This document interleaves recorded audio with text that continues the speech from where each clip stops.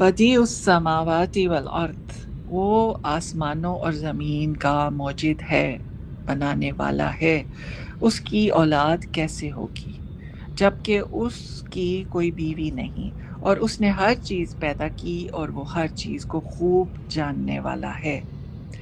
یہاں پر ہم تفسیر القرآن سے سب میں سٹارٹ کر رہی ہوں تفسیر۔ اللہ تعالیٰ نے آسمان اور زمین بغیر کسی مادے کے اور بغیر کسی سابقہ نقشے یا کوئی نظیر کے پیدا فرمائے ہیں، کوئی مثال بھی نہیں تھی، یعنی نئے سرے سے ایک چیز بنانے والے ہیں۔ اس سے مادہ جو پرست ہے نا، لوگ میٹیریلسٹک لوگ ہیں، وہ گمان ان کا کہ گمان کا یہاں پر رد بھی ہوا، اور فرمایا نہ اس کی بیوی ہے، اگر بیوی نہیں ہے تو اولاد کہاں سے ہوگی، اور اولاد کی اس کو ضرورت ہی کیا ہے۔ سب سے بڑی بات ہے، سٹارٹ ہی اسی سے کیا ہے نا، بدیع السماواتی والارض۔ یہ دو ایسی نشانیاں ہیں کہ جو ہیوج ہیں۔ زمین بھی ابھی تک جتنا بھی کوئی ٹریولر ہو، اس نے پوری زمین نہیں دیکھی۔ ایک وہ ذوالقرنین تھے جو ایک جگہ سے دوسرے جگہ پر پہنچے تھے، لیکن ویسے کوئی بھی نہیں ابھی تک پوری زمین کو بھی ایکسپلور نہیں کر سکا، اور آسمان تو انٹچیبل ہے ابھی تک۔ تو اللہ تعالیٰ نے اسی سے شروع فرمایا ہے کہ بدیع السماواتی والارض، وہ تو نئے سرے سے بنانے والا ہے، اس کی کوئی مثال بھی نہیں تھی، آسمان کی زمین کی کوئی مثال بھی نہیں تھی، اس نے ان کو پیدا کیا ہے۔ اب اس کو ایک بیوی کی کیا حاجت ہوگی، اور اس کو اولاد کی کیا ضرورت ہوگی؟ وہ ہر چیز کا خالق اور مالک ہے، ایک ایک چیز کا اس کو علم ہے۔ اس سے جتنے بھی تمام مشرکین کا جو ہے نا وہ رد ہوا، اور وہ لوگ تھے جو عزیر علیہ السلام اور عیسیٰ علیہ السلام کو ابن اللہ کہتے تھے، ان دونوں کو اللہ کے بیٹے کہتے تھے، اور جو تو استغفر اللہ، اور جو بے شمار دیوی دیوتاؤں کی پرستش کرتے ہیں یا جو مزاروں پر جا کر دعائیں مانگتے ہیں، یہ سب پکے مشرک ہیں۔ بیان السبحان میں آ رہا ہے کہ کفار جو ہے نا وہ دو قسم کے ہیں، تو یہ آپ لوگ لکھ لیں۔ نمبر ایک ہے ایک مشرک جو مخلوق کو ربوبیت اور الوہیت میں کھلم کھلا شریک سمجھے۔ یعنی ربوبیت کیا ہوتا ہے کہ پرووائڈر، ہر چیز کو دینے والا، اور ربوبیت میں بنانے والا بھی آ جاتا ہے، اور الوہیت کیا ہے؟ ونس، ٹھیک ہے، اس کے اندر ان کو شامل کر لیتے ہیں، اس کی مخلوق کو، تو یہ کھلم کھلا شریک ہے، یہ شرک ہے، اور یہ کفار کی پہلی قسم ہے۔ اور غیر اللہ کی عبادت کرتے، بتوں کو پوجتے اور شیاطین والے کام کرتے تھے، گویا شیطانوں کا حکم مانتے تھے، یہ شیطانوں کے پجاری تھے، ظاہر ہے ان کا کہنا مانتے تھے تو عبادت بھی ان کی ہوگی نا۔ اس میں جو دوسرے قسم کے کفار وہ تھے جو بعض مخلوق کو خدائی کا حصے دار کہتے تھے، یہ جیسے کتب ابدال، یہ اس قسم کی چیزیں بنائی نہیں ہے نا، اور اس طرح یہ پیچھے سے ہی چلا آ رہا ہے کہ جیسے کہ ملائکہ کو کہ وہ اللہ کے ہیلپر ہیں، وہ اللہ کے ساتھ لگ کے کام کرتے ہیں، ان کا کوئی حصہ بھی ہے اس میں، کسی نے کسی چیز کو سنبھالا ہے، کسی نے، یہ آپ دیکھیں کہ یہ بہت سی خرافات ہیں، وہ بابے سے بنائے ہوئے ہیں بڑے بڑے سے، اور وہ ہاتھ میں کسی نے کچھ پکڑا ہوا ہے، کسی نے کچھ، تو وہ خدائی کے حصے دار کہتے ہیں، یہ دوسری قسم کے کفار ہیں۔ تو پیغمبروں کو جن کا پیچھے ذکر ہوا ہے، یعنی کہ حضرت موسیٰ اور حضرت عیسیٰ علیہ السلام کا، تو اللہ کا بیٹا اور فرشتوں کو خدا کی بیٹیاں قرار دیتے تھے، یہ ابھی تک ان کے اندر ہے۔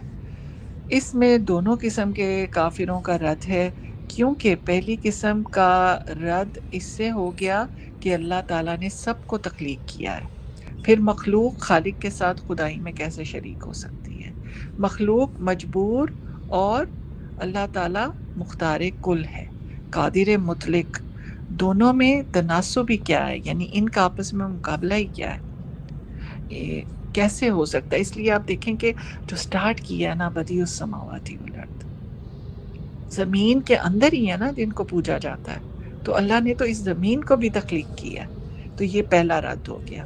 دوسرے عقیدے کا رد 4 صورتوں میں فرمایا۔ نمبر 1 صورت اس کی ہے کہ اللہ تعالیٰ نے بڑے بڑے اجسام اپنی قدرت کاملہ سے ایجاد فرمائے، یہ سب اس کی مخلوق ہیں. بڑے بڑے اجسام آپ سمجھ لیں کہ پہاڑوں کو دیکھ لیں، یہ ابھی بھی موجود ہیں. ڈائناسورز جو اب نہیں ہیں وہ کتنے بڑے بڑے تھے. یعنی کہ اللہ تعالیٰ مختار کل ہے، قادر مطلق ہے. اور دوسرا عقیدے کا پہلا پوائنٹ آیا ہے، اللہ تعالیٰ نے بڑے بڑے اجسام اپنی قدرت کاملہ سے ایجاد فرمائے، یہ سب اس کی مخلوق ہیں، عرصہ دراز سے یوں ہی چلے آ رہے ہیں، ان میں سے کوئی اللہ کی اولاد نہیں. ٹھیک ہے، پہاڑ میں نے اس لیے کہا ابھی بھی ہیں، سمندر کو دیکھ لیں. سیکنڈ ہے بیٹا بیٹی جو ہے نا یہ جنس سے پیدا ہوتے ہیں. آپ کو پتہ ہے نا جنس ہوتی ہے اس سے یہ پیدا ہوتے ہیں، اور وہ اللہ تعالیٰ تو یکتا ہے اور وہ جسم اور جنس سے بالا تر ہے، لہٰذا کوئی مخلوق اس سے کوئی رشتہ نہیں رکھ سکتی. نمبر 3 اس میں آتا ہے کہ اس کی کوئی بیوی نہیں ہے، جب بیوی نہیں ہے تو اس کی کوئی اولاد کیسے ہوگی. نمبر 4 ہے خالق کو مخلوق کی کوئی ضرورت نہیں ہوتی، جبکہ باپ کو بیٹے کی ضرورت ہوتی ہے، لہٰذا مخلوق خالق کی اولاد نہیں ہو سکتی. تو یہ 4 پوائنٹس آ گئے ہیں، دوسرے عقیدے کا رد ہے یہ 4 صورتوں میں. چنانچہ اللہ تعالیٰ خالق ہے، اس کا شریک نہ کوئی جنس ہے، نہ انسان اور نہ ہی فرشتے، نہ اس کا کوئی بیٹا ہے، نہ بیٹی، نہ بیوی. اس کے اندر کوئی صفت نقصان نہیں ہے. صفت نقصان یعنی کہ وہ آپ دیکھیں کہ ہمیں کتنی چیزیں لگ جاتی ہیں، تو اللہ تعالیٰ ان چیزوں سے پاک ہے. اس کی صفت سبحان اللہ ہے، سبحان اللہ ہی و بحمدہ، سبحان اللہ العظیم. اگلی آیت ہے آیت نمبر 102 ہے. اللہ تعالیٰ فرما رہے ہیں ذالکم اللہ ربکم لا الہ الا ہو خالق کل شیء فاعبدوہ وہو علی کل شیء وکیل. یہی اللہ تمہارا رب ہے، اس کے سوا کوئی معبود نہیں، ہر چیز کو پیدا کرنے والا، سو تم اس کی عبادت کرو اور وہ ہر چیز پر نگہبان ہے. اب یہاں پر ابن کثیر سے میں آپ کو تفسیر کروا رہی ہوں. جس نے ہر چیز کو پیدا فرمایا، جس کا نہ کوئی بیٹا نہ بیوی، یہی اوصاف رکھنے والا تمہارا رب ہے اللہ. اس کے سوائے کوئی تمہارا معبود نہیں ہے، وہ ہر چیز کا پیدا کرنے والا ہے. چنانچہ بس اسی کی عبادت کرو، اس کی وحدانیت کا اقرار کرو. اس کا کوئی باپ، کوئی بیٹا، کوئی بیوی نہیں، نہ ہی اس کی کوئی نظیر او عدیل ہے. یعنی نہ نظیر اور عدیل میں کیا بات آتی ہے کہ اس کا ذکر آتا ہے نا اللہ تعالیٰ کے ید کا آتا ہے، ہاتھ کا آتا ہے، اللہ کے چہرے کا آتا ہے، سننے کا آتا ہے، دیکھنے کی آتی ہے بات. تو یہ ہم اپنی ان چیزوں سے اس کو مثال نہیں دے سکتے کہ یہ ہماری طرح کے ہوں گے. وہ کیسے ہوں گے ہمیں نہیں پتا. اور وہ ہر چیز پر نگران ہے، ہر ایک کا محافظ و نگہبان ہے، ہر چیز کی تدبیر کرتا ہے، ہر ایک کو رزق بہم پہنچاتا ہے، پوری کائنات کا منتظم اعلیٰ ہے. ہم تو ہمارے گھر میں ہم نے چند لوگوں کو کھانا کھلانا ہوتا ہے یا خود ہی کھانا ہوتا ہے تو ہمیں مشکل پڑی ہوتی ہے، اور اگر ہم باہر جا کے چڑیوں کو دانا وانا ڈالنا شروع کر دیں تو اس سے بھی بیزار ہو جاتے ہیں کئی دفعہ، وہ بھی نہیں کر پاتے روٹین میں. اور تو آپ سوچیں کہ سمندر میں کتنی مخلوق ہے، اور اسی طرح فضاؤں میں اڑنے والے کتنے ہیں، زمین پر رینگنے والے کتنے حشرات ہیں، ہم خود ہیں. ان سب کو جو باہم رزق دیتا ہے ان کی اپنی ریکوائرمنٹ کے حساب سے وہ باہم پہنچا رہا ہے، وہ کسی کا کوئی محتاج نہیں ہے اس میں. اگلی آیت ہے، اور اس کو اپنے کنٹرول میں لینے کی کوشش تو کر رہے ہیں جو بڑا بننا چاہتے ہیں اس دنیا کے، لیکن وہ کبھی اس میں کامیاب نہیں ہوں گے. اگلی آیت ہے آیت نمبر 103 ہے، اور یہ بڑی خوبصورت بڑی آیت ہے. لا تدرکہ الابصار وہو یدرک الابصار وہو اللطیف الخبیر. اسے نگاہیں نہیں پاتی اور وہ سب نگاہوں کو پاتا ہے، اور وہی نہایت باریک بین سب خبر رکھنے والا ہے. وہ تو دیکھتا ہے سب کو، لیکن ہم اس کو نہیں دیکھ پاتے. بس ہم سوچ سکتے ہیں، اپنی ایک اس کو محسوس کر سکتے ہیں اپنی حصوں میں، اور وہ ہوتا ہے محسوس جب آپ اس کی نشانیوں کی طرف غور کرتے ہیں. تو یہاں پر اب میں آپ کو تفسیر کروانے لگی ہوں۔ وہ ارشاد باری تعالیٰ ہے لا تدرک الابصار، نہیں ادراک کر سکتی ہیں اس کو آنکھیں، وہ ایسا ہی ہے دنیا میں نگاہیں اس کا ادراک نہیں کر سکتی، اگرچہ آخرت میں دیدار الہی سے ضرور ہی فیضیاب ہوں گے، جیسا کہ متواتر احادیث سے ثابت ہے۔ مسروق نے عائشہ رضی اللہ تعالیٰ عنہا سے روایت کیا ہے کہ جو یہ کہے کہ اللہ کے رسول صلی اللہ علیہ وسلم نے اپنے رب کو دیکھا ہے تو وہ جھوٹ کہتا ہے۔ ایک اور روایت میں ہے کہ وہ اللہ تعالیٰ کی طرف جھوٹی بات منسوب کرتا ہے، کیونکہ اللہ تعالیٰ نے فرمایا ہے اس آیت کے اندر لا تدرکہ الابصار، اللہ کو انسانی آنکھیں نہیں دیکھ سکتی۔ آگے البخاری کی حدیث ہے 7380، ابو موسیٰ اشعری رضی اللہ تعالیٰ عنہ سے ایک لمبی حدیث ہے کہ بے شک اللہ عز و جل نہ سوتا ہے، نہ اس کی ذات کے شایان شان ہے کہ وہ سوئے۔ اب آپ ادھر سے سمجھتے جائیں یہ حدیث سے کہ پھر اس کی جو دیکھنا ہے وہ کیسا ہے ہم نہیں جانتے۔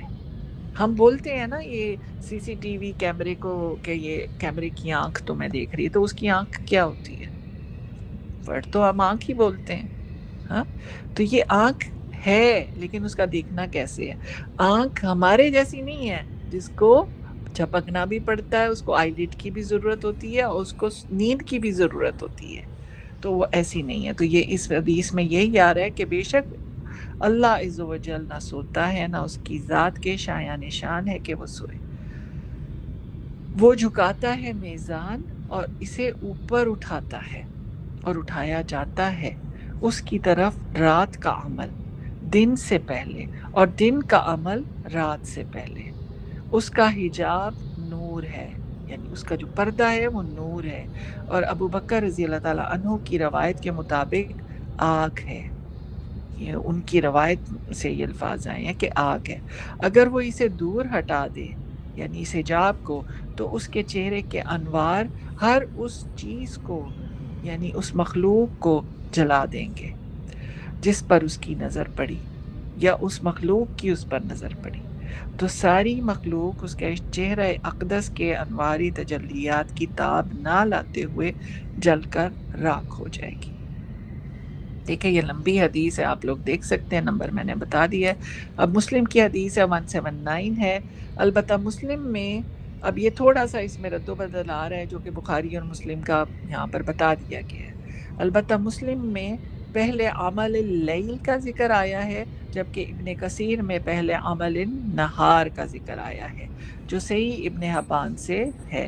سابقہ کتابوں میں ہے کہ موسیٰ علیہ السلام نے جب اللہ تعالیٰ سے دیدار کی درخواست کی، سابقہ کتابیں یعنی تورات، انجیل، ان میں دیدار کی درخواست کی تو اللہ تعالیٰ نے فرمایا موسیٰ مجھے جو بھی جاندار دیکھے گا وہ مر جائے گا، اور جس خشک چیز پر میرا جلوہ پڑے گا وہ تباہ ہو جائے گی، ریزہ ریزہ ہو جائے گی۔ اسی طرح سورہ الاعراف میں اللہ تعالیٰ نے فرمایا پھر جب اس کے رب نے جلوہ ڈالا پہاڑ پر تو بنا دیا اس کو ریزہ ریزہ، اور گر گئے موسیٰ علیہ السلام بے ہوش ہو کر۔ جب ہوش میں آئے تو کہنے لگے پاک ہے تیری ذات، میں تیرے حضور توبہ کرتا ہوں اور ایمان لانے والوں میں سب سے اول ہوں۔ اس اثر نے ادراک خاص کی نفی کی ہے۔ ادراک خاص کیا ہے کہ اللہ تعالیٰ کو دیکھنا چاہا اور وہ تجلی ہوئی بھی، اس دیدار کی نفی نہیں کی، یعنی یہ نہیں ہوا کہ اللہ تعالیٰ نے کچھ اور دکھایا۔ جو بزرگان الہی کو قیامت کے دن نصیب ہوگا، جس طرح اللہ تعالیٰ چاہے گا پھر اپنا جلوہ انسانوں کو دکھائے گا۔ اللہم اجعلنا منہم۔ جیسا کہ ام المومنین عائشہ رضی اللہ تعالیٰ عنہا نے اس آیت کے متعلق فرمایا، ارشاد باری تعالیٰ ہے کہ اور وہ نگاہوں کا ادراک کر سکتا ہے، یعنی وہ ان کے بارے میں اچھی طرح جانتا ہے، جیسے وہ ہیں اسی نے تو ان کو پیدا کیا ہے، اس کو کوئی چیز نہیں دیکھ سکتی، یعنی وہ دیکھ سکتا ہے سب کو، اس کو کوئی چیز نہیں دیکھ سکتی، اور وہ تمام مخلوقات کو دیکھتا ہے۔ اچھا اب اس میں دیکھیں کہ ہم نے پیچھے پڑھا تھا آیات میں کہ اللہ تعالیٰ جو ہماری دیکھنی ہے نا، ہر ایک کی جو دیکھتا ہے نا اس کا پتہ چل جاتا ہے کہ وہ کس نظر سے دیکھ رہا ہے۔ ہمیں پتہ چل جاتا ہے، لیکن اللہ تعالیٰ اس نگاہ کے اندر جو چیز چھپی ہوئی ہے وہ بھی جانتا ہے۔ یہ اللہ تعالیٰ ہے۔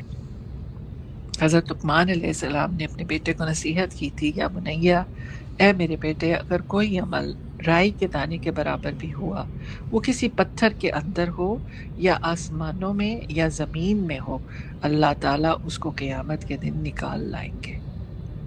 کچھ شک نہیں کہ اللہ تعالیٰ نہایت باریک بین باخبر ہے۔ ان اللہ لطیف خبیر، اور یہ سورہ لقمان کی آیت نمبر 16 ہے۔ بیان السبحان سے آتا ہے کہ انسان فطرتاً محسوس پرست واقعہ ہوا ہے۔ محسوس پرست یعنی فیل کرتا ہے جو چیز، وہ اس کو سمجھ آتی ہے، دیکھتا ہے، آنکھوں سے بھی فیل کیا جاتا ہے، سنا بھی جاتا ہے، تو وہ جو ہے نا محسوس پرست واقعہ ہوا ہے۔ جو چیز محسوس نہیں ہوتی، اس کے وجود کا مشکل سے وہ قائل ہوتا ہے انسان جو ہے۔ اللہ تعالیٰ کی کوئی ایسی حیت اور شکل نہیں ہے جو آنکھوں سے دکھائی دی جائے، ایسی آواز نہیں جو کانوں سے سنائی دے، ایسی کیفیت نہیں جو ناک سے سونگھی جائے، ایسا جسم نہیں جس کو ٹچ کیا جائے، مس کیا جا سکے۔ اس لیے جاہل لوگوں کو ایسی ہستی کے تسلیم کرنے اور اس کے قادر اور خالق ہونے میں عموماً شک ہوتا ہے۔ اسی شک کی اس آیت میں بیخ کنی کی گئی ہے۔ بیخ کنی کیا ہوتی ہے؟ کہ نیگیشن کی گئی ہے، کہ کوئی نظر اس کا احاطہ نہیں کر سکتی، مگر وہ ہر چیز کو انتہائی دقت نظر سے دیکھتا ہے، اور ہر چیز کی حقیقت، کیفیت، اس کی کمیت سے بخوبی واقف ہے۔ پس معلوم ہوا کہ وہ خدا اگرچہ ہم کو دکھائی نہیں دیتا، مگر اس کے بصیرت افروز دلائل اور نشانات ہمارے سامنے موجود ہیں۔ جو آنکھ کھول کر دیکھے گا وہ اس کو پالے گا۔ اور آنکھ کھول کے مطلب یہ نہیں کہ پھاڑ پھاڑ کے دیکھے گا، جو اندر کی بصیرت کو پھر باہر لائے گا۔ یہاں کافروں کے اس شبے کا جواب بھی آ گیا کہ خدا ہم کو نظر کیوں نہیں آتا۔ جواب ہے کہ وہ اللہ معبود برحق، لطیف و خبیر ہے، کمال لطافت کی وجہ سے نظر نہیں آتا۔ جیسے روح جو ہے ہماری، وہ بھی ایک لطیف چیز ہے، اور وہ بھی کمال لطافت کی وجہ سے نظر نہیں آتی، مگر محسوس سب کو ہوتی ہے۔ اس آیت میں یہی فرمایا ہے کہ اس کو کسی کی نگاہ احاطہ نہیں کر سکتی، اور وہ سب نگاہوں کا احاطہ کر سکتا ہے، اور بے شک وہ لطیف بھی ہے اور خبیر بھی ہے۔ ڈر لگتا ہے نا ایسی آیات سن کے، کہ ہم کہاں چھپ سکتے ہیں اللہ سے۔ ہماری تو ایک پلک جھپکنا بھی اللہ تعالیٰ کو سمجھ ہے کہ یہ اس نے جو جھپکی ہے، یہ اس نے دیکھا ہے، یہ کس طریقے سے دیکھا ہے، تو ہم کیسے چھپ سکتے ہیں اس سے۔ آیت نمبر 104 ہے، اللہ تعالیٰ فرما رہے ہیں، بلا شبہ تمہارے پاس تمہارے رب کی طرف سے کئی نشانیاں آ چکی، پھر جس نے دیکھ لیا تو اس کی جان کے لیے ہے، اور جو اندھا رہا تو اسی پر ہے، اور میں تم پر کوئی محافظ نہیں ہوں۔ وما انا علیکم بحفیظ۔ یہاں تک اللہ تعالیٰ نے اپنی ذات، صفات، شان، خالقیت، ربوبیت، اپنی وحدانیت اور معبوبیت پر دلائل بیان فرما کر مشرکین کو بتلا دیا ہے کہ وہ باطل عقائد پر ڈٹے ہوئے ہیں، یعنی ان کے جتنے عقیدے ہیں وہ سب جھوٹے ہیں۔ اب اعلان فرمایا، قد جاءکم بصائر من ربکم، یقیناً تمہارے پاس تمہارے رب کی طرف سے دلائل آ چکے ہیں، بس جو دیکھ لے گا اسی کا فائدہ ہے، اور جو اندھا بنا رہے گا تو اپنا ہی نقصان کرے گا۔ یہ اعلان تمام انسانوں کے لیے ہے کہ اللہ تعالیٰ نے اپنی نشانیاں اور آیات بھیج دی ہیں، وہ تمہارے پاس آ چکی ہیں، ان کو مان لو گے تو فائدہ اٹھاؤ گے، اور اگر نہیں مانو گے تو اللہ تعالیٰ کا نہ کوئی نقصان ہوگا اور نہ ہی کوئی فائدہ۔ نقصان صرف نہ ماننے والے کا ہوگا، نہ اللہ کے رسول صلی اللہ علیہ وسلم کا کوئی نقصان ہوگا، اور نہ ہی ان کو کوئی فائدہ ہوگا۔ اور فرمایا کہ آپ صلی اللہ علیہ وسلم ان کو بتا دیجئے کہ میں تمہارا نگران نہیں ہوں، میرا کام تبلیغ کرنا ہے، پیغام پہنچانا ہے، اور اللہ تعالیٰ کے احکام تم کو پڑھ پڑھ کے بتانا ہے، تم کو اس کی آگاہی دینا ہے، زبردستی ہدایت دینا میری ذمہ داری نہیں ہے۔ ابن کثیر سے آ رہی ہے اب یہ تفسیر کہ بصائر وہ چیزیں ہیں جو انسان کے دل اور دماغ کی آنکھیں دیکھ لیں، وہ اللہ تعالیٰ کی طرف سے سمجھ میں آ جاتی ہیں۔ بصائر سے مراد وہ روشن دلائل ہیں اور جو قرآن مجید میں موجود ہیں۔ یہ وہ نشانی ہے جو قرآن میں موجود ہے۔ ہم دیکھتے ہیں نا قرآن کو تو پڑھتے ہیں، کان سن لیتے ہیں، تو یہ وہی بصائر ہیں جو اندر جب جاتے ہیں تو ہمارے دل روشن ہو جاتے ہیں، ہم جان جاتے ہیں اللہ کو۔ اور جن کو لے کر رسول اللہ صلی اللہ علیہ وسلم دنیا میں آئے، یعنی احادیث، بس جس نے بصیرت سے کام لیا اس نے اپنا بھلا کیا، اور جو اندھا بنا رہا تو اس کا وبال اسی پر ہوگا۔ یعنی جس نے ان روشن دلائل پر غور و فکر نہ کیا، ان کو کوئی اہمیت نہ دی، تو اصل اندھا وہی ہے جو دل اور دماغ کا اندھا ہوتا ہے۔ نہ اس کا دل بھلائی کی طرف جاتا ہے، نہ دماغ بھلائی کی بات سوچتا ہے، تو انجام اس کا پھر برا ہی ہوگا۔ اور فرمایا کہہ دیجئے کہ میں تمہارا نگران نہیں بلکہ میں مبلغ ہوں۔ بیان السبحان میں اب یہاں پر جو دو تین تفسیریں ہیں نا، ان کا مفہوم ایک ہی آ رہا ہے۔ بیان السبحان تفسیر القرآن سے، اور معرف القرآن جو پیچھے میں نے آپ کو ابن کثیر بتائی ہے وہی ان دونوں میں بھی آ رہا ہے۔ معرف القرآن سے اب میں آپ کو بتا رہی ہوں۔ بصائر بصیرت کی جمع ہے جس کے معنی عقل اور دانش کے ہیں، وہ قوت جس سے انسان غیر محسوس چیزوں کو محسوس کر سکتا ہے، جیسے گرمی، سردی۔ یہاں بصائر سے مراد وہ دلائل اور ذرائع ہیں جن سے انسان حق اور حقیقت کو معلوم کر سکے۔ مطلب یہ ہوا کہ اللہ تعالیٰ کی طرف سے تمہارے پاس حق بینی کے ذرائع اور وسائل پہنچ چکے ہیں۔ قرآن آیا، رسول کریم صلی اللہ علیہ وسلم آئے، مبعوث کیے گئے، آپ صلی اللہ علیہ وسلم کے معجزات دکھائے گئے، آپ کا اخلاق، معاملات، تعلیمات مشاہدے میں آئے۔ اب جو شخص ان ذرائع سے کام لے کر صاحب بصیرت بن گیا تو اس نے نفع حاصل کر لیا، اور جو ان ذرائع سے اندھا رہا تو اس نے اپنا ہی نقصان کیا اور خسارے میں پڑ گیا۔ نبی صلی اللہ علیہ وسلم کی یہ ذمہ داری نہیں ہے کہ لوگوں کو زبردستی ناشائستہ کاموں سے روک دیں، جیسا محافظ کا کام ہوتا ہے۔ ٹھیک ہے، ایک محافظ جو ہوتا ہے نا، وہ جو گیٹ کیپر ہوتا ہے یا کہیں پر بھی کوئی آپ گارڈ کھڑا کرتے ہیں تو اس کا کام ہی یہی ہوتا ہے کہ وہ دیکھے۔ تو نبی پاک صلی اللہ علیہ وسلم نگران نہیں، اللہ تعالیٰ نے فرما دیا ہے بھی حفیظ، وہ محافظ کا کام نہیں کرتے، وہ مبلغ ہیں۔ رسول کا منصبی فریضہ صرف اللہ تعالیٰ کے احکام پہنچانا اور سمجھانا ہوتا ہے۔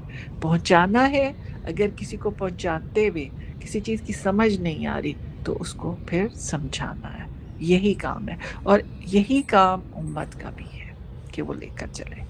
آیت نمبر 103 میں جیسے کہ آیا نا ابصار، اور وہ بصر کی جمع ہے جس کے معنی دیکھنے کی قوت اور ادراک کے معنی میں آیا ہے، اس کا کیا ہے مطلب؟ یعنی کہ پا لینا، پکڑ لینا، احاطہ کر لینا۔ اس جگہ ادراک کی تفسیر ابن عباس رضی اللہ تعالیٰ عنہ نے احاطہ کر لینا بیان فرمائی ہے۔ معنی یہ ہو گئے کہ ساری مخلوقات، جن، انسان، فرشتے اور تمام حیوانات کی نگاہیں مل کر بھی اللہ جل شانہ کو اس طرح نہیں دیکھ سکتی کہ یہ نگاہیں اس کا احاطہ کر لیں، اور اللہ تعالیٰ کا دیکھنا ان سب پر محیط ہے، وہ ایک ہی نظر میں سب کو دیکھ رہا ہے۔ ابو سعید خدری رضی اللہ تعالیٰ عنہ کہتے ہیں رسول اللہ صلی اللہ علیہ وسلم نے فرمایا، اگر سارے جہان کے سارے انسان، جنات، فرشتے، شیطان جب سے پیدا ہوئے اور جب تک پیدا ہوتے رہیں گے، وہ سب کے سب مل کر ایک صف میں کھڑے ہو جائیں تو سب مل کر بھی اس کی ذات پاک کا اپنی نگاہ سے احاطہ نہیں کر سکتے۔ اب یہ آپ کو لگے گی ذرا عجیب سی بات کہ بھی ہر ایک کی تو اپنی نظر ہے، لیکن دیکھیں جب یہ ساری مخلوق کھڑی ہو جاتی ہے نا، تو کوئی کہیں دیکھ سکتا ہے، کوئی کہیں دیکھ سکتا ہے، کوئی اوپر دیکھ سکتا ہے، کوئی نیچے دیکھ سکتا ہے، ہاں، کوئی دور بھی لگا کے دیکھ سکتا ہے، کوئی کچھ کر سکتا ہے۔ تو وہ فرمایا کہ سب بھی اگر دیکھنا شروع کریں نا تو اللہ کی ذات کا احاطہ نہیں کر سکتے۔ اس آیت میں حق تعالیٰ کی یہ صرف یہ خاص صفت بیان ہوئی، اور دوسری صفت یہ ہے کہ اللہ تعالیٰ کی نظر ساری کائنات پر محیط ہے، دنیا کا کوئی ذرہ اس کی نظر سے چھپا ہوا نہیں ہے۔ حق تعالیٰ کی ذات اور صفات غیر محدود ہیں، انسانی حواس، عقل اور خیال سب محدود چیزیں ہیں، ظاہر غیر محدود کسی محدود چیز میں نہیں سما سکتا، تو یہ ہو ہی نہیں سکتا کہ ایسا ہو۔ اور دیکھیں اب تو آپ کے سامنے ایک ویڈیو بن کے آ گئی بھی ہے، میں شیئر کر دوں گی گروپ میں، وہ جس میں انہوں نے بالکل ایک گھر سے لیا ہے، یعنی ٹیبل پہ کوئی چیز پڑی ہے اور اس سے انہوں نے سٹارٹ کیا ہے، اور وہ پیچھے لیتے گئے ہیں، اور وہ کہاں پر لے گئے ہیں، کہکشاں سے بھی باہر لے گئے ہیں، پھر دوسرے پورے یونیورس میں پھیل گئے ہیں، اور وہ کہاں گئی وہ ایک پین اور وہ ہم، اور کہاں گئے، اور وہاں سے جب دیکھیں تو سب چیزیں چھوٹی چھوٹی نظر آ رہی ہیں، اور ہماری وہ نظر تو ان کو چھوٹا دیکھ رہی ہے نا۔ اب یہاں سے اندازہ کریں کہ وہ اللہ تعالیٰ کیسی ذات ہے، کہ وہ اندر چھپے ہوئے خیالات، دل میں چھپی ہوئی نیتوں کو بھی جانتا ہے۔ سبحان اللہ۔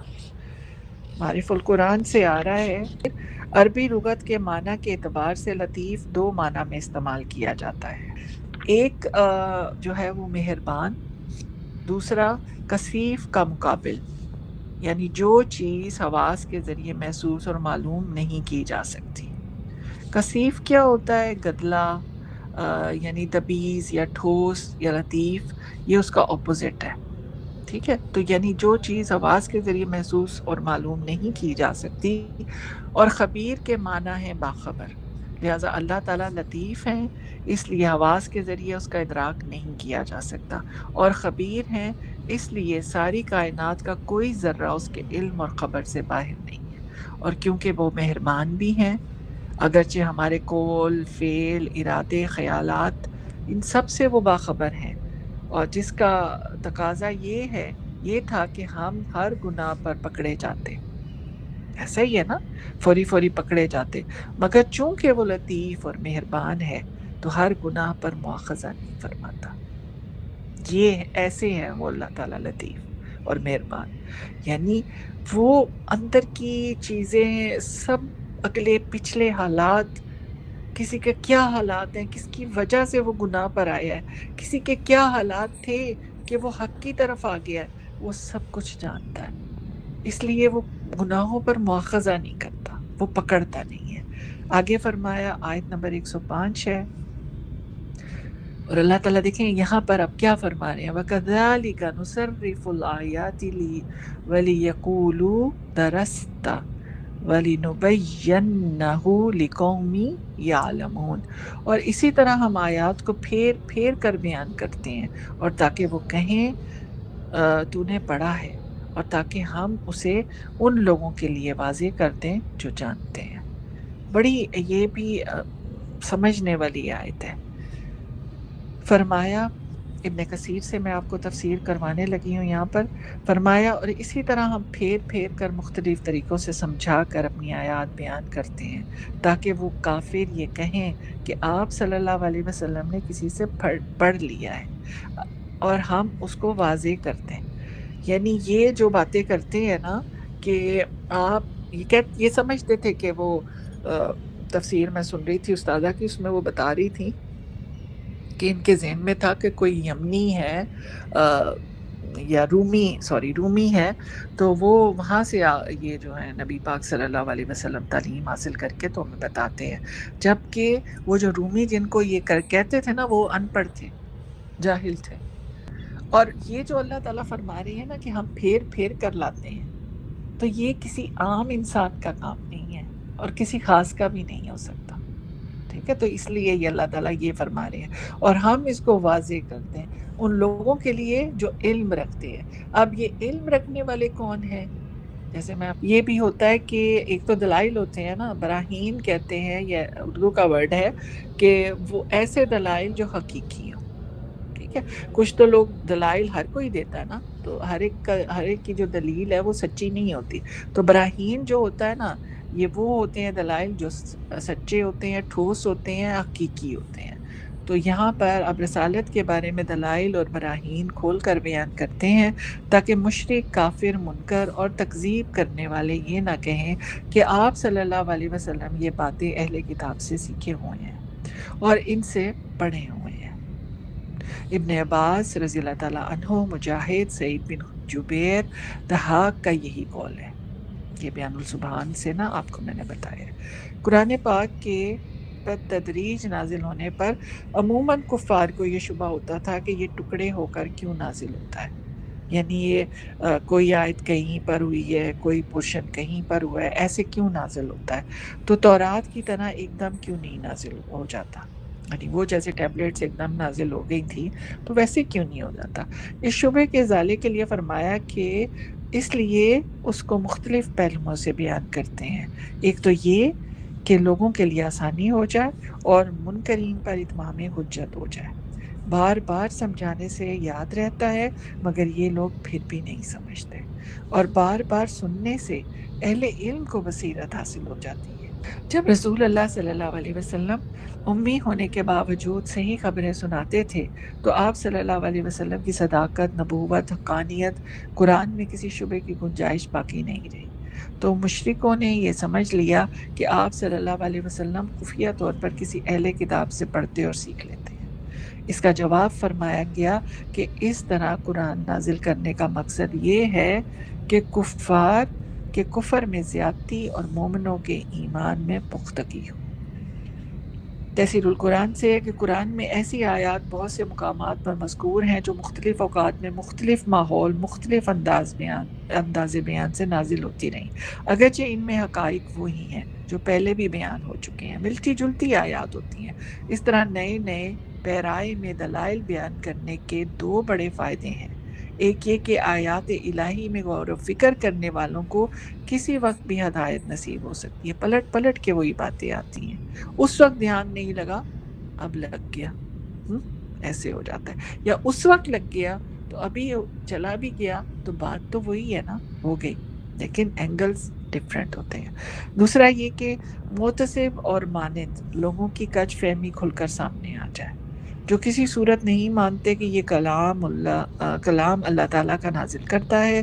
فرمایا ہے کہ ہم اپنی آیتوں کو مختلف پہلوؤں اور عجیب و غریب انداز سے اس لیے سمجھاتے ہیں کہ آپ صلی اللہ علیہ وسلم اس کو لوگوں تک پہنچا دیں اور ہر ایک اپنی استعداد اور احوال کے موافق اس کو سمجھ لے، اور ضدی بد فہم لوگ کہیں کہ نبی صلی اللہ علیہ وسلم نے ضرور مختلف اوقات میں کسی سے پڑھا ہے اور ضرور کوئی ان کو پڑھاتا ہے، ورنہ ایسے علوم اور معارف ایک امی کیسے پیش کر سکتا ہے؟ امی یعنی جو اسکول ایک پراپر کسی کہیں سے جا کے اس نے تعلیم حاصل نہ کی ہو، لیکن اس طرح اہل علم اور دانش لوگوں پر حق واضح ہو جائے گا، شیطانی شکوک و شبہات زائل ہو جائیں گے۔ یہ جو آگے آ رہا ہے یہ ابن کثیر سے آ گیا ہے۔ اب یہاں پر آپ غور کریں پیچھے سے کیا باتیں چل رہی ہیں آپ صلی اللہ علیہ وسلم کے بارے میں، کہ لوگ کیا کہیں گے اور وہ کیا کہتے تھے اور کہتے تھے وہ۔ تو یہاں پر اب کیا آ رہا ہے، اتبع ما اوحی الیک من ربک لا الہ الا ہو وعارض عن المشرکین، اس کی پیروی کر جو تیری طرف تیرے رب کی جانب سے وحی کی گئی ہے، اس کے سوا کوئی معبود نہیں، اور مشرکوں سے کنارہ کر لے۔ معرف القرآن سے میں آپ کو کروانے لگی ہوں۔ یہاں اللہ تعالیٰ نے ہدایت فرمائی کہ آپ صلی اللہ علیہ وسلم یہ نہ دیکھیے کہ کون مانتا ہے اور کون نہیں مانتا، آپ صلی اللہ علیہ وسلم اس طریقے پر چلتے رہیے جو وحی کی گئی ہے۔ آپ صلی اللہ علیہ وسلم کے رب کی طرف سے کہ اللہ تعالیٰ کے سوا کوئی عبادت کے لائق نہیں ہے، یہ پہلا ہے کام جو کرنا ہے، یہی پیغمبرانہ مشن ہے، اور ان لوگوں کو ہدایت کی تبلیغ کرتے رہیے۔ ہدایت کیا ہے؟ یہ اس طرح زندگی گزارو، سہل ہو جائے گی، ان چیزوں سے جمیلوں سے باہر آ جاؤ گے۔ یہ خیال نہ کیجئے کہ یہ لوگ کیوں نہیں ایمان کرتے، یہ کیوں نہیں مانتے، اور نہ اس پر پریشان ہو کہ یہ ایمان لے آئیں۔ بیان السبحان سے ہے، پہلے فرمایا تھا کہ یہ عقل اور دانش کی باتیں ہیں، ان سے کفار کی گمراہی میں اور مومنوں کی ہدایت میں اضافہ ہوتا ہے۔ یہ سمپل جملہ یاد رکھیے، پیچھے والی سب باتوں کا یہی ہے نچوڑ۔ پہلے فرمایا تھا کہ یہ عقل اور دانش کی باتیں ہیں، ان سے کفار کی گمراہی میں اور مومنوں کی ہدایت میں اضافہ ہوتا ہے۔ یہ بین السبحان سے میں آپ کو کروا رہی ہوں۔ اب فرمایا ہے کہ اے نبی صلی اللہ علیہ وسلم، ان کافروں کی بےہودگیوں اور دریدہ دہنی کی پرواہ نہ کریں، وحی الہی کی پیروی کیجیے اور اسی پر عمل کیجیے، یہی حق اور صحیح ہے، باقی سب کچھ باطل ہے، جھوٹ ہے۔ ان لوگوں کی خرافات کی طرف توجہ نہ دیجیے، نہ ان کے کفر پر رنج کیجیے، اللہ تعالیٰ کی حکمت کاملہ یہی ہے، مگر ان کو تبلیغ کرتے رہیے۔ آگے اللہ تعالیٰ 107 آیت میں فرما رہے ہیں، اور اگر اللہ چاہتا تو وہ شریک نہ بناتے، اور ہم نے تجھے ان پر محافظ نہیں بنایا، اور نہ تو ان پر کوئی نگہبان ہے۔ بندوں کا مومن اور کافر ہونا اللہ کی مشیت پر موقوف ہے، یعنی یہ اللہ تعالیٰ کی توفیق ملتی ہے بندوں کو، اللہ کی رضا ہوتی ہے کہ اللہ تعالیٰ کس کو ہدایت دے دے اور کس کو جو ہے نہ دے، جیسی قابلیت جس کی ہوتی ہے۔ اب یہ بات ہے کہ اللہ تعالیٰ کس کو دیتے ہیں، جیسی قابلیت جس کی ہوتی ہے ویسا ہی اس کو کر دیتا ہے اللہ تعالیٰ۔ لہٰذا کافروں کا کفر بھی اس کی مشیت الہی کے موافق ہے۔ جو اتنا بڑا ہے اللہ تعالیٰ اور وہ دل کی باتیں جانتا ہے، کیا اللہ تعالیٰ جس نے بنایا اس کو نہیں پتا کہ یہ انسان کیا کرے گا آگے جا کے؟ اور یہ میں نے آپ کو مثال بہت پہلے بھی دی تھی کہ ایک ٹیچر ہوتی ہے نا کلاس کی، تو اس کے پاس جو بچے پڑھ رہے ہوتے ہیں اس کو بھی فائنل ایگزام تک پتہ چل جاتا ہے کہ اس بچے نے کیا کرنا ہے کام۔ تو یہ اب جب ایک انسان کو پتہ چل سکتا ہے یہ چیزیں، تو اللہ تعالیٰ جس نے تخلیق کیا ان کو نہیں پتہ کہ کون کس قابل ہے، اگرچہ رضائی الہی کے خلاف ہے۔ کا سیشن نا ینگ بچوں کا، لڑکے لڑکیوں کا ہوا تھا، تو وہ میں شیئر کر دوں گی انشاءاللہ، وہ سنیے گا آپ۔ انہوں نے اتنے سوالات اچھے کیے ہیں کہ میں حیران رہ گئی ہوں کہ ہماری یوتھ اس طرح سے بھی سوچتی ہے، اور وہ کھل کے سب باتیں نا سامنے آتی ہیں۔ جیسے کہ بہت سے جاہل لوگ یہ کہتے ہیں جی ہم کیا کریں، جب اللہ ہی یہ چاہتا ہے کہ ہم گناہ کریں یا چوری کریں، ڈکیتی کریں، غیبت کریں، نعوذ باللہ، تو ہم کیا کر سکتے ہیں، ہم کیسے اچھے کام کر سکتے ہیں؟ تو وہ اس کے بڑے اچھے دلائل کے ساتھ باتیں ہوئی ہیں۔ اچھا، وہی بات کہ پھر آپ کہیں گے جی ان کی بات کر رہے ہیں، لیکن یہ کہ جہاں سے بھی آپ کو حق کی بات، اچھی بات ملے، اس کو لے لینا چاہیے۔ اب یہ کیا ہے کہ مشیت الہی کے موافق ہے، اگرچہ رضا الہی کے خلاف ہے، اس وحی کے مطابق اتباع کیجیے جو آپ صلی اللہ علیہ وسلم کے پاس آئی ہے، اس طریق میں تبلیغ کا حکم بھی داخل ہے، اور اس پر قائم رہیے۔ ان کی بدعمالیوں اور بدعنوانیوں کی وجہ سے اللہ تعالیٰ نے ان کے لیے ویسا ہی سامان جمع کر دیا جیسا وہ چاہتے تھے۔ آپ صلی اللہ علیہ وسلم ان کے شرک اور کفر کی فکر میں نہ پڑیں، کیونکہ آپ صلی اللہ علیہ وسلم ان کے اعمال کے نگران نہیں بنائے گئے، نہ ان کے جواب دہ ہیں۔ جب یہ ایسی باتیں ہیں تو کیا نبی پاک صلی اللہ علیہ وسلم گنہگاروں کے پلو پکڑ کے یا ان کو ساتھ ہاتھ پکڑ کے لے جائیں گے جنت میں؟ ہوگی ان کی شفاعت، لیکن وہ ہر کلمہ گو کے لیے ہوگی، لیکن جس نے جتنا گناہ کیا ہوگا وہ اس کی سزا تو کاٹ کے ہی آئے گا، اگر اس نے دنیا میں توبہ نہیں کی اور اپنی اصلاح نہیں کی۔ ان آیات پر غور کرنے سے معلوم ہوا کہ جو کچھ احکام رسول اللہ صلی اللہ علیہ وسلم کو دیے گئے ہیں وہی ان کی امت کے لیے بھی حکم ہے، یعنی اب یہ ہم نے بھی اس کو فالو کرنا ہے۔ اللہ تعالیٰ نے ہمیں آپ صلی اللہ علیہ وسلم کا امتی ہونے کا شرف عطا فرمایا ہے، یہ بہت بڑا شرف ہے۔ پہلے تو ہمیں انسان بنا دیا اور اس کے بعد مسلمان بنا دیا، نبی پاک صلی اللہ علیہ وسلم کا امتی بنا دیا، اور پھر امتی صرف نہیں بنایا، ہمیں قرآن بھی تھما دیا۔ تو کتنے نعمتوں کے اوپر نعمتیں ہیں، تو ہمارا طرز عمل بھی اسی کے مطابق ہونا چاہیے۔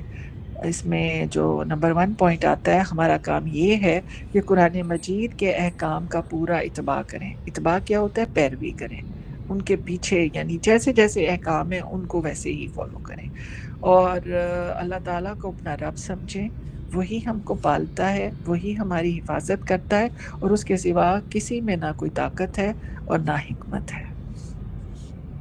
نمبر 2 ہے کہ قرآن کے احکام پر عمل کرنے والوں کے عقائد ہی ایسے ہیں جو دوسروں کے لیے قابل اتباع ہیں۔ خود ان پر عمل کرو، لوگوں کو اس کی ہدایت کی نصیحت کرو، اور زبردستی مسلمان کرنا تمہاری ذمہ داری نہیں ہے۔ ہم اس کے پیچھے پڑ جاتے ہیں نا، اور کئی دفعہ تو ہم سے پوچھا جاتا ہے، ہاں جی کتنے ابھی تک 8 سال ہو گئے ہیں، 9 سال، کتنوں کو مسلمان کر لیا؟ بھئی ہم کوشش کر رہے ہیں نا اپنے، اور میں آج اپنے آپ کو جب میں تول رہی تھی ان چیزوں کے اندر، کئی دفعہ دل میں آتا ہے کہ بہت کام ہو رہے ہیں تفسیر کے، بڑے بڑے بڑے علماء کر رہے ہیں، میری کیا حیثیت ہے؟ میں آپ لوگوں کو پڑھا رہی ہوں، میں آپ لوگوں کو ریفر کر دوں، ہاں بھئی آپ ان کی سن لیں، میرے میں کوئی نہیں ہے کہ میں آپ کو نا یہ کام کرواؤں، اور میرے سے پتہ نہیں کتنی غلطیاں ہوں، کوشش تو کرتی ہوں کہ نہ کروں، لیکن ہو سکتی ہیں۔ تو پھر جب میں یہ سوچتی ہوں کہ اگر میں نے یہ کام چھوڑ دیا تو شیطان تو مجھے اچک لے گا، تو پھر میں پلٹ آتی ہوں کہ اس طرح آپ لوگوں کو جب میں نے کرنا ہوتا ہے، بتانا ہوتا ہے، تو میرا باقی 6 days اسی کی کوشش میں لگے ہوتے ہیں کہ میں آپ تک ایک اچھی بات لے کر آؤں۔ تو اس سے پھر کیا ہے کہ میں جڑی نہیں اس سے، اور اس کے علاوہ میری کوئی غرض نہیں ہے، یہی غرض ہے کہ میں اس قرآن سے اچھے طریقے سے جڑی رہوں۔ نمبر 3، اس میں اب بات آ رہی ہے کفر اور شرک کی خرافات سے کنارہ کشی لازم ہے۔ کفر اور شرک کی خرافات سے کنارہ کشی لازم ہے، بحیثیت امتی ہونے کے ہمارا فرض بھی تبلیغ قرآن ہے، اور اس کا بار جو ہے ہمارے کندھوں پر ہے، یہ بار ہے ہمارے اوپر۔ تو یہ اس پر جتنے بھی آپ شکرانے کے سجدے کریں نا اللہ کے آگے، کہ آپ کو موقع دے دیا اللہ تعالیٰ نے کہ آپ حق بات کو سمجھیں، اور پھر جب اس کو بتائیں، اس کی تبلیغ کریں، پرچار کریں۔ آپ سوچیں کتنے لوگ قبروں میں ایسے ہی چلے گئے، نہ انہوں نے خود پڑھا اور نہ کسی کی ہدایت کا سامان کیا، اور وہ مسلمان تھے۔ معرف القرآن سے ہے کہ اس آیت میں بتلایا گیا ہے کہ اگر اللہ تعالیٰ کو تقوینی طور پر منظور ہوتا کہ سب مسلمان ہو جائیں تو یہ شرک نہ کر سکتے۔ اللہ تعالیٰ چاہتے تو کسی کی کیا جرت تھی کچھ کر سکتا، لیکن ان کی بدعنوانیوں کی وجہ سے اللہ تعالیٰ کو یہ منظور تھا کہ ان کو سزا ملے، تو ان کے لیے ایسا ہی سامان جمع کر دیا کہ اللہ اکبر، اللہ تعالیٰ ہمیں بچا لے۔ یعنی آپ دیکھیں کہ ایک نیکی آپ کرتے ہو نا، کوئی نیکی کر دی دن میں، تو وہ دوسری نیکی کے لانے کا سبب بن جاتی ہے، اور اسی طرح کوئی گناہ سرزد ہو جاتا ہے تو وہ گناہ پھر ایک اور گناہ کو لانے کا باعث بن جاتا ہے۔ تو یہ اللہ تعالیٰ پھر گنہگار کے گناہوں کو جمع کرتا جاتا ہے، کیوں کہ اس کی سزا بھی اتنی سخت ہو جائے۔ آپ صلی اللہ علیہ وسلم اس فکر میں نہ پڑیں، اس لیے کہ ان کے اعمال کا آپ صلی اللہ علیہ وسلم کو نگران نہیں بنایا۔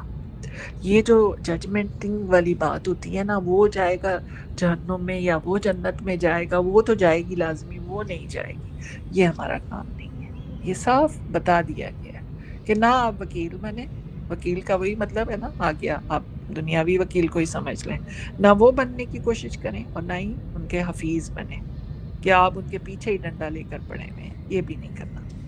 اور نہ آپ صلی اللہ علیہ وسلم سے ان کے اعمال کی باز پرس میں کی جائے گی، بس اپنا کام کرتے رہیں، اور کام کیا ہے؟ پہنچاتے رہیں۔ تعریف الفرقان سے اگلی آیات میں اب کروانے لگی ہوں آپ کو، آیت نمبر 108 ہے، وَلَا تَسُبُّوا الَّذِينَ يَدْعُونَ مِن دُونِ اللَّهِ فَيَسُبُّوا اللَّهَ عَدُوًّا بِغَيْرِ عِلْمٍ، اور انہیں گالیاں نہ دو جنہیں یہ لوگ اللہ کے سوا پکارتے ہیں، بس وہ زیادتی کرتے ہوئے کچھ جانے بغیر اللہ کو گالی دیں گے۔ اسی طرح ہم نے ہر امت کے لیے ان کا عمل مزین کر دیا ہے، پھر ان کے رب ہی کی طرف ان کا لوٹنا ہے، تو وہ انہیں بتائے گا جو کچھ وہ کیا کرتے تھے۔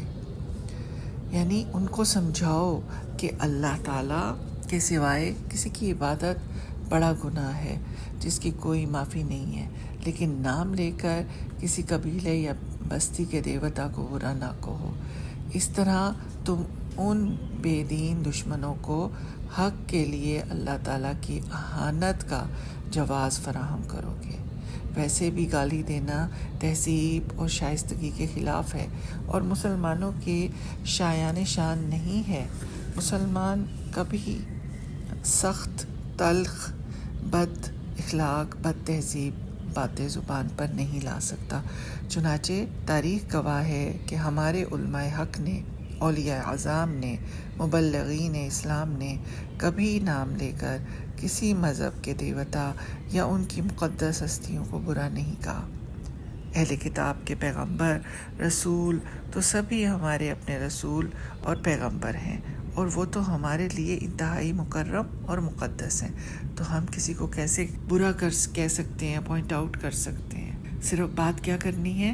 جو حق کی بات ہے، جو ان کی کتابوں میں ہے، وہ ان کو باور کروانی ہے، اور اس آخری کتاب کی اہمیت اور آخری رسول کی اہمیت ان کے ذہنوں میں ڈالنی ہے۔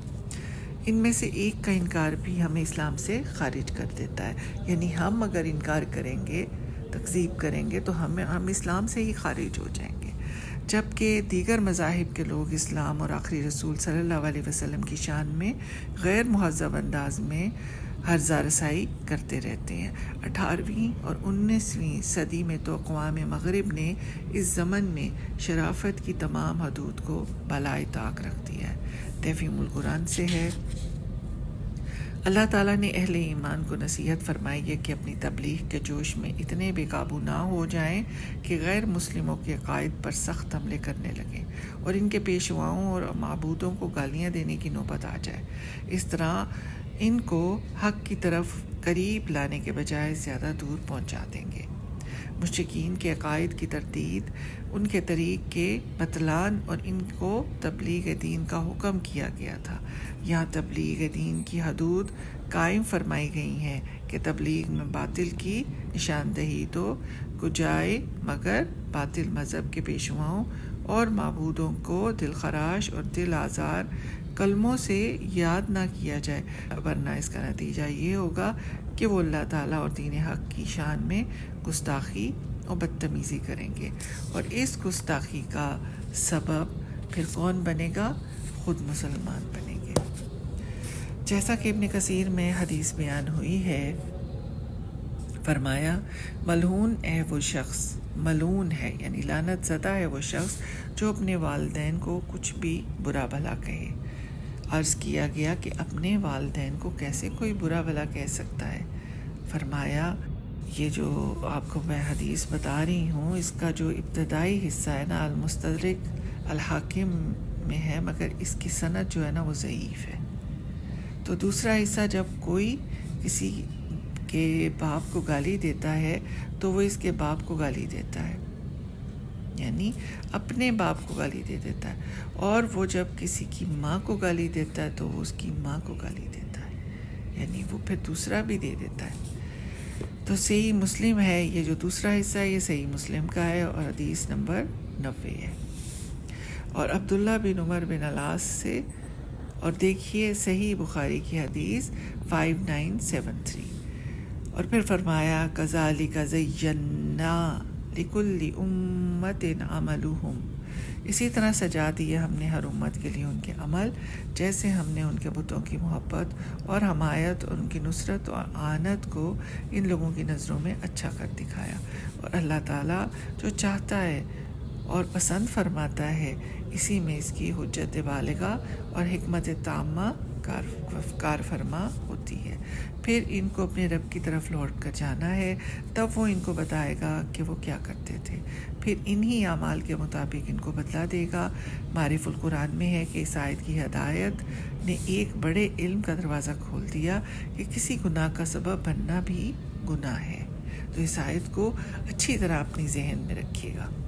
اگلی آیت ہے، آیت 109 ہے، اور انہوں نے اپنی پختہ قسمیں کھاتے ہوئے اللہ کی قسم کھائی کہ بے شک اگر ان کے پاس کوئی نشانی آئی تو اس پر ضرور ہی ایمان لے آئیں گے۔ تو کہہ دیجئے نشانیاں تو صرف اللہ کے پاس ہیں، اور تمہیں کیا چیز معلوم کرواتی ہے کہ بے شک وہ جب آئیں گی تو یہ ایمان نہیں لائیں گے؟ ابن جریر نے نقل کیا ہے کہ قریشی سرداروں نے مطالبہ کیا، یہ جو قریش کے سردار تھے نا، انہوں نے آپ صلی اللہ علیہ وسلم سے مطالبہ کیا کہ اگر آپ ہمیں یہ معجزہ دکھا دیں کہ کوہ صفا پورا سونا ہو جائے تو ہم آپ صلی اللہ علیہ وسلم کی نبوت اور رسالت کو مان لیں گے۔ یہ معرف القرآن سے میں آپ کو کروا رہی ہوں۔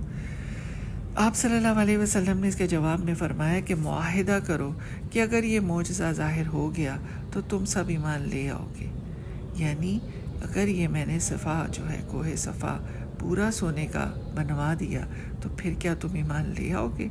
تو انہوں نے قسمیں کھا لی۔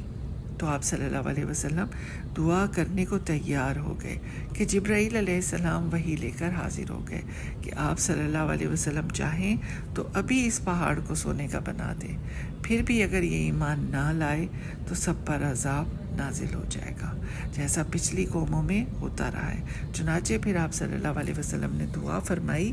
اس وقت یہ آیت نازل ہوئی تھی جس میں کفار کے قول کو نقل کیا گیا ہے۔ اس کے بعد ان کے قول کا جواب ہے کہ انما الآیات عند اللہ، کہ تمام نشانیاں اور معجزات اللہ تعالیٰ کے اختیار میں ہیں، اور از روئے عقل ان کو ایسا مطالبہ کرنے کا کوئی حق نہیں ہے، کیونکہ رسول اللہ صلی اللہ علیہ وسلم کی رسالت پر بہت سے دلائل اور شہادتیں معجزات کی صورت میں اللہ تعالیٰ پیش فرما چکے ہیں۔ ان کو تو چاہیے کہ ان دلائل اور شہادتوں پر جراح کر کے ان کو غلط ثابت کریں۔ یعنی اب دیکھیں نا کہ یہ جو جتنے واقعات بتائے گئے، جو پچھلی کتابوں کے بتائے گئے، جو ان کے احوال بیان ہوئے، جو ڈیٹیل میں آپ صلی اللہ علیہ وسلم نے کو کھول کر بیان کیا، کیا یہ معجزات سے کم تھے؟ تو ان کو تو چاہیے تھا کہ اس پر اس کے مطابق بات کرتے، اس کی تائید کرتے۔ یہ کیا کہ ایک جو ہے وہ مادی چیز کو کہیں کہ وہ بھی اپنی غرض کے لیے کہ اس کو سونے کا بنا دیں، اور یہ اللہ تعالیٰ کا اصول ہے کہ جب پھر ایسے معجزات دکھائے جاتے ہیں، یعنی جو مانگ کر کروائے جاتے ہیں، تو پھر اس پر لازم ہو جاتا ہے کہ اس پر ایمان لائیں۔ اگر پھر بھی انکار کرے تو پھر عذاب نازل ہوتا ہے۔ تو ان کو تو چاہیے کہ ان دلائل اور شہادتوں پر جراح کر کے ان کو غلط ثابت کریں۔ تعریف القرآن سے ہے کہ جن مشرکین کا ذکر یہاں ہے وہ بے علم اور ضدی لوگ تھے، جیسے ہر قوم کے وہ لوگ ہوتے ہیں جنہیں اعرابی کہا جا سکتا ہے، تھے جاہل مگر ہمہ پندار، یعنی سمجھدار اور متکبر۔ یہ ایسے لوگ جو ہوتے ہیں نا اس قسم کے معاملات میں بڑے سمجھدار ہوتے ہیں، اور سمجھدار بھی متکبر بن کر یہ سمجھداری دکھاتے ہیں۔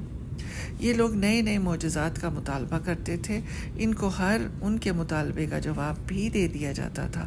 بنو عبد مناف کا ایک شخص رقانہ بن عبد یزید، سارے عرب کا مانا ہوا شاذور تھا، کہنے لگا اگر مجھ کو کشتی میں چت کر دو، یعنی مجھے اگر کشتی میں کوئی ہرا دے گا تو ایمان لے آؤں گا، اور اسے چت کرنا ایک معجزے سے کم نہ تھا۔ یعنی واقعی وہ ایک بہت زبردست پہلوان ٹائپ بندہ تھا۔ تو حضور صلی اللہ علیہ وسلم نے اس کو یکے بعد دیگرے 2 بار چت کر دیا، مگر وہ ایمان نہیں لایا، بلکہ اپنے قبیلے میں جا کر کہنے لگا نعوذ باللہ کہ اس سے بڑا جادوگر میں نے آج تک نہیں دیکھا۔ یعنی نبی پاک صلی اللہ علیہ وسلم کے بارے میں اس نے یہ بکا۔ ایسے بہت سے معجزات یہ لوگ دیکھتے رہتے تھے، اسی لیے فرمایا گیا کہ ان شقی اور بدبخت لوگوں سے امید نہ رکھنا کہ یہ ایمان لے آئیں گے۔ ان کا یہ کہنا تصحیح اوقات کے سوا کچھ نہیں ہے۔ تفسیر القرآن سے ہے، فرمایا یہ لوگ ایسے بدبخت ہیں کہ کسی معجزے سے ایمان لانے والے نہیں ہیں، ان سے کسی خیر کی امید نہ رکھو۔ قرآن خود ایک معجزہ ہے جس کے کھلے چیلنج کے باوجود ایک اس جیسی صورت یا ایک آیت سب مل کر بھی پیش نہ کر سکے۔ یہ ہر معجزے سے اسی طرح بصارت اور بصیرت دونوں کے لحاظ سے اندھے بن جائیں گے۔ آیت نمبر 110 سے، اور ہم ان کے دلوں اور ان کی آنکھوں کو پھیر دیں گے جیسے وہ اس پر پہلی بار ایمان نہیں لائے، اور انہیں چھوڑ دیں گے اپنی سرکشی میں بھٹکتے پھریں گے جیسے اس قرآن پر پہلی دفعہ ایمان نہیں لائے ویسے ہی پھر بھی نہیں لائیں گے۔ عرفی نے ابن عباس رضی اللہ تعالیٰ عنہ سے روایت کیا ہے کہ مشرکوں نے جب اس قرآن مجید کا انکار کر دیا جس کو اللہ تعالیٰ نے نازل فرمایا ہے، تو اس کے بعد ان کے دل کسی بھی چیز پر ثابت نہیں رہے، ہر چیز سے پھر گئے، مجاہد فرماتے ہیں اس ارشاد الہی کا مطلب ہے کہ ہم ان کے اور ایمان کے درمیان حائل ہو جائیں گے، ان کے پاس تمام نشانیاں بھی آ جائیں تو یہ ایمان نہیں لائیں گے، جیسے پہلی دفعہ ہم ان کے اور ایمان کے درمیان حائل ہو گئے تھے۔ یعنی اگر یہ دنیا میں دوبارہ لوٹا بھی دیے جائیں تو پھر بھی ہم ان کو اور ہدایت کے درمیان اسی طرح حائل ہو جائیں گے جیسے پہلی بار دنیا میں حائل ہوئے تھے، اور ہم ان کو چھوڑ دیں گے کہ اپنی سرکشی میں بہکتے رہیں۔ ابن عباس رضی اللہ تعالیٰ عنہ و سدی فرماتے ہیں سرکشی سے مراد کفر ہے، اور یا اماہون سے مراد وہ اپنے کفر میں ڈاماڈول ہو رہے ہیں۔ کچھ ائمہ سلف نے کہا کہ سرکشی سے مراد ان کی گمراہی ہے۔ تفسیر القرآن اور تفہیم میں آتا ہے کہ رہی یہ بات کہ اللہ تعالیٰ نے ان کی گمراہی کی نسبت اپنی طرف کیوں کی کہ ہم ان کو سرکشی میں بھٹکتا چھوڑ دیں گے۔ اس کے متعلق پہلی وضاحت ہو چکی ہے کہ اسباب کا اختیار کرنا انسان کے اختیار میں ہے، اسی طرح اختیار پر انسان کا فیصلہ ہوگا، بلکہ مواخذہ ہوگا۔ نتائج اللہ تعالیٰ کے اختیار میں ہے، لہٰذا نتیجہ کی نسبت اللہ تعالیٰ کی طرف بھی ہو سکتی ہے اور عمل کرنے والوں کی طرف بھی۔ قرآن میں یہ دونوں صورتیں موجود ہیں۔ مطلب یہ ہے کہ ان لوگوں کے اندر وہی ذہنیت کام کیے جا رہی ہے جس کی وجہ سے انہوں نے پہلی مرتبہ نبی اکرم صلی اللہ علیہ وسلم کی دعوت سن کر اسے ماننے سے انکار کر دیا تھا۔ ان کے نقطہ نظر میں ابھی تک کوئی تبدیلی واقع نہیں ہوئی، ان میں ابھی تک وہی عقل کا پھیر اور نظر کا ٹیڑھا پن ہے جو ان کو اس وقت نہ صحیح سمجھنے دیتا تھا اور نہ صحیح دیکھنے دیتا تھا، اور آج بھی اسی طرح ان پر مسلط ہے۔ احسن البیان اور ابن کثیر میں آ رہا ہے کہ اس کا مطلب ہے کہ جب یہ لوگ پہلی مرتبہ ایمان نہیں لائے تو اس کا وبال ان پر اسی طرح پڑا کہ آئندہ بھی ان کے ایمان لانے کا امکان ختم ہو گیا۔ دلوں اور نگاہوں کو پھیر دینے کا یہی مفہوم ہے۔ الحمدللہ پارہ نمبر 7 مکمل۔